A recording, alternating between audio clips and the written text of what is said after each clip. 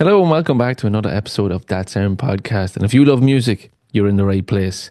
Today we are going to be doing a supergroup of the 2000s. So far we've gone through the 60s and 70s, 80s, 90s, and now let's go to the 2000s. Again, I'm on the kind of hard rock, kind of metal feel to it, so let's start it off. So for drums, I went with Mario Duplantier from Gojira. Now, they started off early 2000s, but let's get into some of the albums that they had in the 2000s. So an absolute monster album from them was From Mars to Sirius in 2005. The heaviest matter of the universe, the drums in it, oh my God. Now, let's just talk about Mario for a second. I was lucky enough to see Mario about 3 years ago, I believe, in Belfast. And my co-host, of course, Luke, is a drummer, and Luke even said to me, like, he is doing things that I've never seen, I've never witnessed.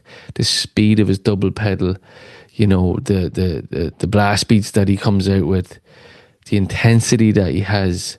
He's also one of these guys that's almost like a band leader, but he's a drummer, if that makes sense. But some of his stuff, Flying Whales, I absolutely love that track.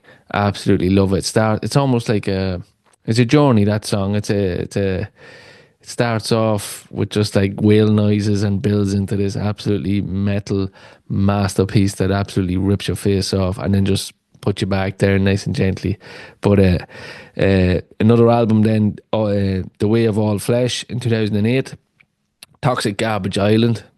The drum track, do yourself a favour. If you're into hard metal, hardcore metal, just check it out.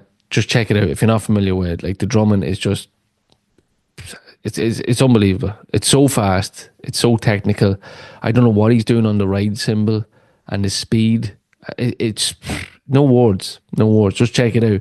The Art of Dying as well is another absolutely brilliant track. So Mario Duplantier from Gojira is behind the drum set and my band.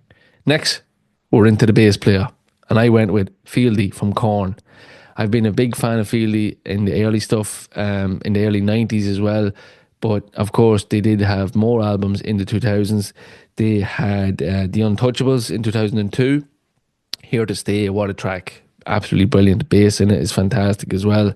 Take a Look in the Mirror in 2003, Did My Time.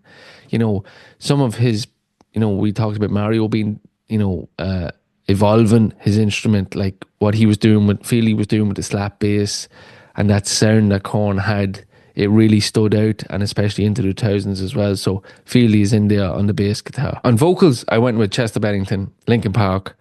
Chester was absolutely amazing. He was so good. Again, I was lucky enough to catch him live. They opened for Metallica in Dublin. They were touring the Hybrid Theory album that had just dropped.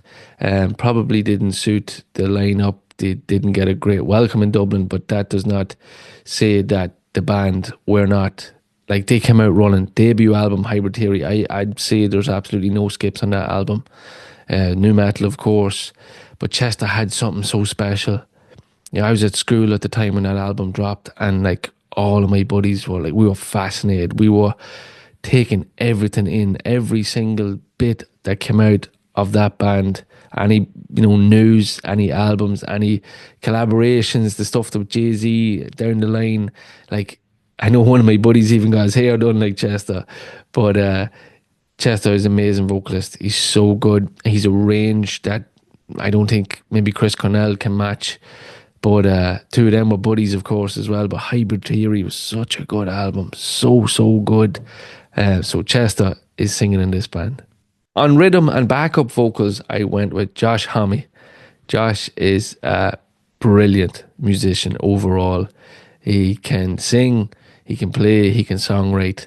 I love that. I love the Songs for the Deaf album. It's probably in my top 10. I love that desert, dirty rock sound that he can get. His vocals, his image, everything. Some of the tracks off Song for the Dead, like you can look at the Mosquito song, and then you can look at like Song for the Dead, like the range that he has, and then the range in his vocals as well, and his ability to do different material. Then like into the next album, Era Vulgaris, like Make It With You is a lot slower then as well. And then like 666 is a different track altogether, and Trees and Seven then is another kind of a style to what he can do. So definitely Josh on rhythm and backup vocals. And on lead guitar, I went with Jim Root from Slipknot. Jim is an absolutely brilliant musician. He's been at it a long time, since Slipknot's debut album in 1999, I believe it was, into like Iowa in 2001.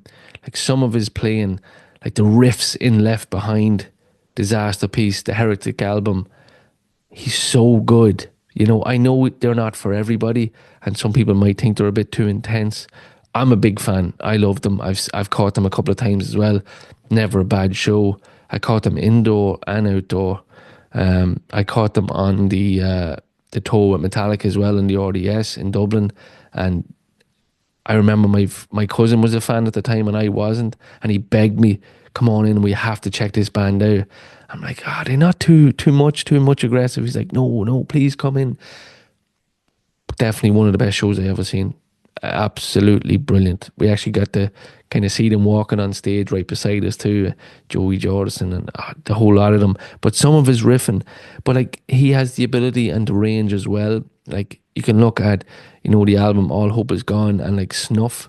It's more gentle, it's different, and it definitely shows the ability and the talent that Jim has to play different stuff. When you look at then back in 2004 with Volume 3, Duality, Pulse of the Maggots, Before I Forget, like the riffs, he's so good, so good. So Jim Root on lead. So let's go back over the supergroup of the 2000s in my band. So we have Mario Duplantier from Gojira on the drums, we have Josh Homme on rhythm and backup vocals, we have Chester Bennington on vocals, we have Fieldy from Korn on bass, and we have Jim Root from Slipknot on lead guitar. It'd be a very interesting band. What did you think of my supergroup?